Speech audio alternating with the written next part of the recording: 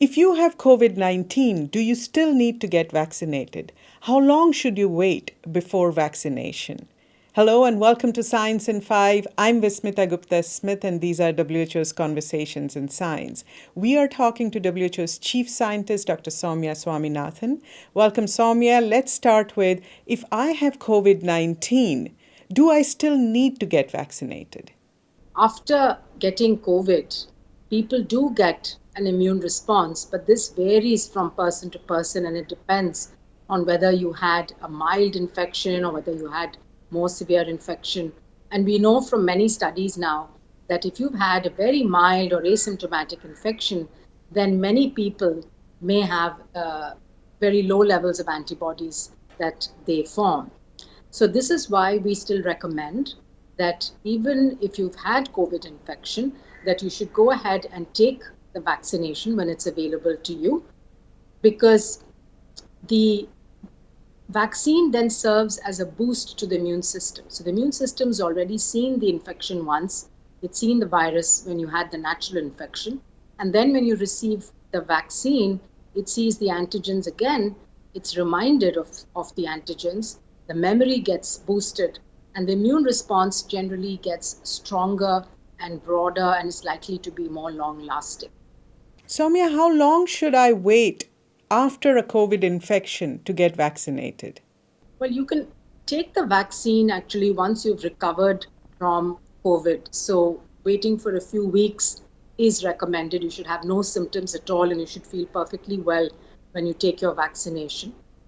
However, there are differences between countries.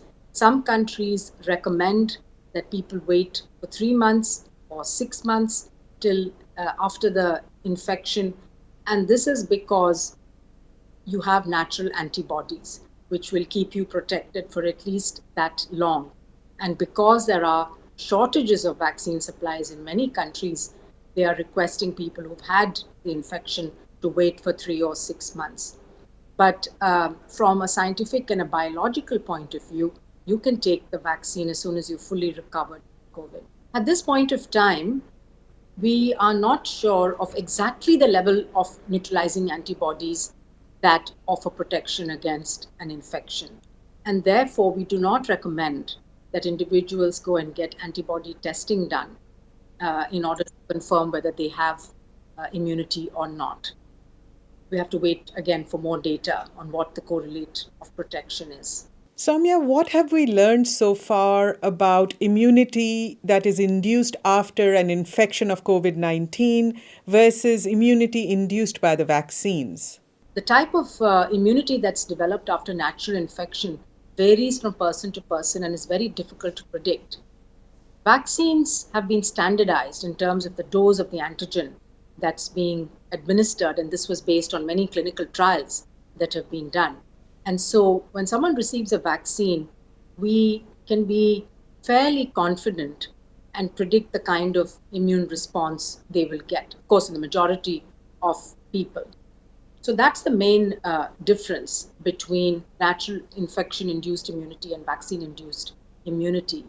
There are very interesting studies going on now to look at the immune response when somebody has a dose of a vaccine after having had natural infection, and also when two different vaccine types are given one after the other, so the so-called mix and match approach. And scientists believe that perhaps this type of a hybrid approach might actually give us a much stronger immune response than just natural infection alone or giving a vaccination with the same vaccine alone. But these are interesting ideas and we have to wait for the data to come from the studies. We are very confident now that all the vaccines that have received emergency use listing from WHO prevent severe disease and hospitalization due to all the existing variants of the SARS-CoV-2 virus. However, we still believe that taking the personal precautions like wearing a mask, maintaining distance, maintaining hand hygiene, and avoiding crowded and closed places, as well as the other public health and social measures that governments have put in place, are necessary because not enough people in the world are vaccinated. And so wherever you live, it is good to take those precautions in addition to being vaccinated, because that's what's going to drive infection rates in the community down.